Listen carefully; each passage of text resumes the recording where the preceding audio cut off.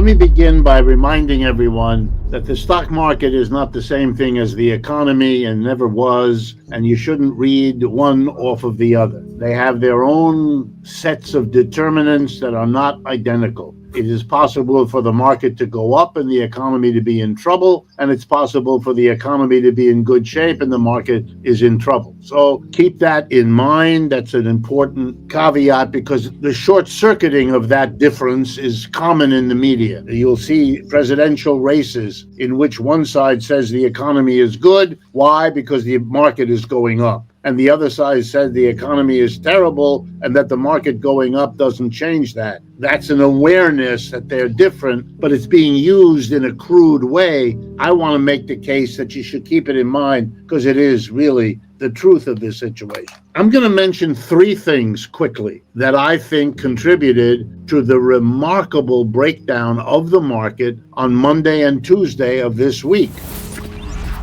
It's not yet clear where that's all going. It's bouncing around, but the drop on Monday was unmistakable, 1,000 points on the measurement and so forth. The first thing is to remind everyone that capitalism is a system of cycles. That's the politest word we have for this phenomenon. Here are some other words: bust, crash, crisis, recession, depression. I could go on. According to the National Bureau of Economic Research, on average, every 4 to 7 years, capitalism, wherever it is, has a downturn. Some of them are short and shallow. Others of them are long and deep. The Great Depression of the 30s, long and deep. The collapse in 2020, very deep, short. The one in 2008 and 9, well, medium length in terms of how bad it can get. So if you're using this 4 to 7 year average, and if the last one we had was in the year 2020, the so-called COVID breakdown, well, it's 5 years. So it's pretty much on schedule. To make a long story short, we're kind of due for another one. Nobody should be surprised. And if you read the financial press, there are plenty of people who have done this little arithmetic, and they know we kind of due for another one. Number two, we have a very volatile administration. I mean, on again, off again trade war, tariffs. The latest one this morning, a 200% tariff on European wine, I believe it was. This is a politician who has discovered that thanks to the Congress, the tariff is something he can do. He can be a cowboy with the tariff because he can declare them without having to go through any sort of procedure with any other branch of government. He just has the power to do it. The Chinese, everybody is tariffing bourbon in order to impact that part of the country which is concerned with bourbon production. Anyway, here's the point. The uncertainty, and there's a story in today's Wall Street Journal that the Business Roundtable has been having meetings with Trump, and the lesson of all of it is clear. This level of on again, off again produces what economists call uncertainty, which is always a problem in economics. And now it is an exaggerated uncertainty because of literally 2 months of on again, off again. No business in their right mind would move production from China to Ohio or from Mexico to New York based on this craziness, because to move a production facility is very expensive and takes a lot of time. In short, it entails risk.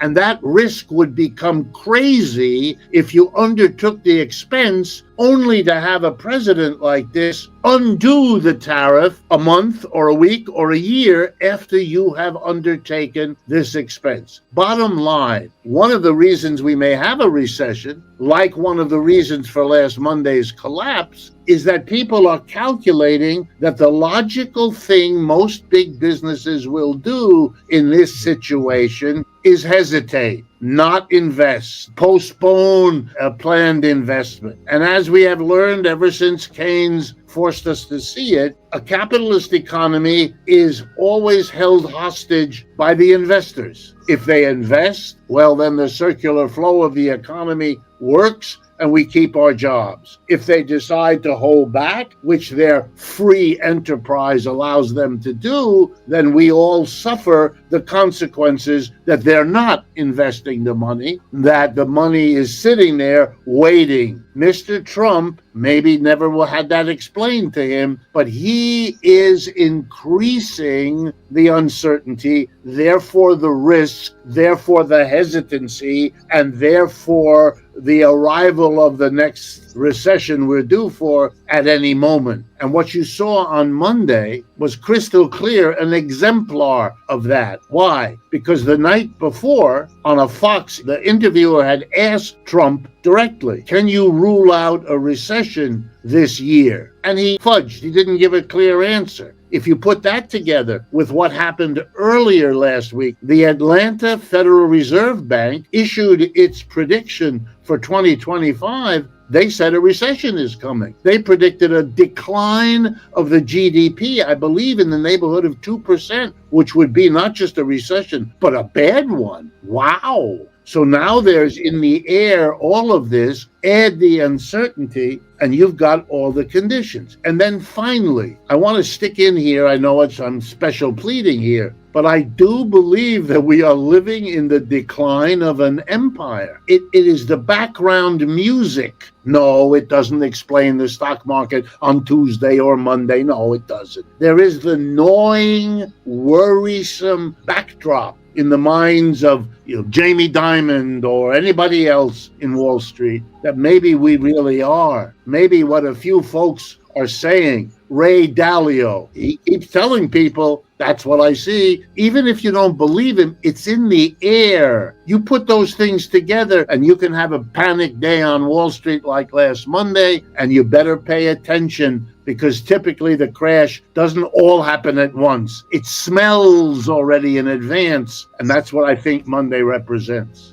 I think we need to examine why it is the war in Ukraine is linked to the notion that all of Europe is at peril from Russia, which in turn is linked to an attempt to revive European capitalism, which looks pretty sorry as it crumbles between the U.S. on the one hand and the China BRICS on the other, that they're going to rescue all of that by a massive debt-funded defense buildup. Even though Europe isn't the colonial master of everything in the world that it once pretended to be, it's still an important block in the world economy. The US, the Chinese, and then the Europeans, at least until others arrive. I think that would be very, very important because the effort led by Merz in Germany will be picked up by Starmer and Macron and the others because they're in the same kind of boat and they're going to have to stimulate. They're going to have to come up with a rationale for doing that. And given the weakness of the left, it's more likely than not that they will do the Merz. Although in France, once Macron is out of there, it could go in a quite different direction.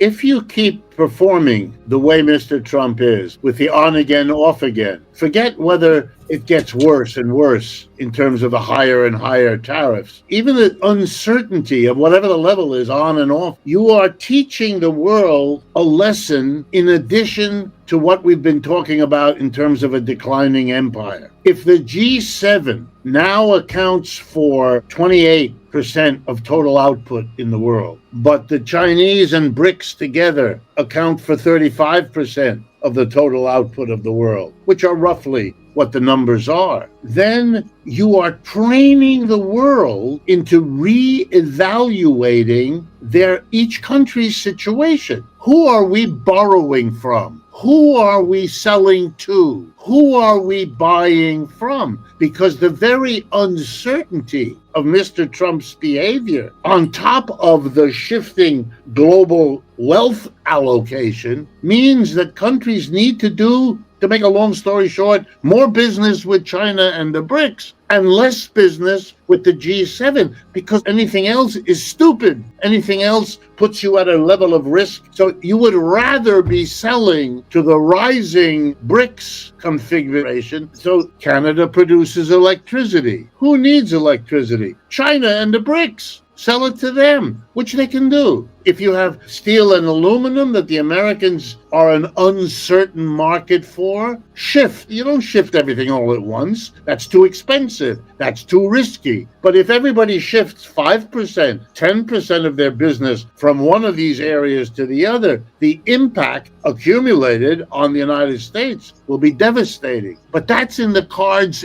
anyway. Take away Trump. It's been going on before Trump. It will continue after Trump. It is subject to forces he cannot control. And the effort to control what you cannot is often reflected in the kind of herky-jerky that you're seeing, because he set himself an impossible task. It's a little bit like, you can't have a 2-month policy to achieve a 5-year program. This makes you crazy because you'll be so disappointed at what you get after 2 months that you, instead of reevaluating you can't do it, you'll try some other policy, hoping it will do in 2 months. But that's not your problem, the right policy. Your problem is you don't understand, and we live in a country that, we've talked about this now many times, whose reaction to the declining empire, to the rise of the BRICS, is a combination of denial about what's going on, and then the fantastic imagination that if you send the 7th Fleet to the South China Sea and you make a lot of noise about Taiwan, you're going to slow or stop this process. You're not. It hasn't worked for 20 years. There's no reason to believe it's going to work now. You can pivot to Asia all you want. It's not a plan.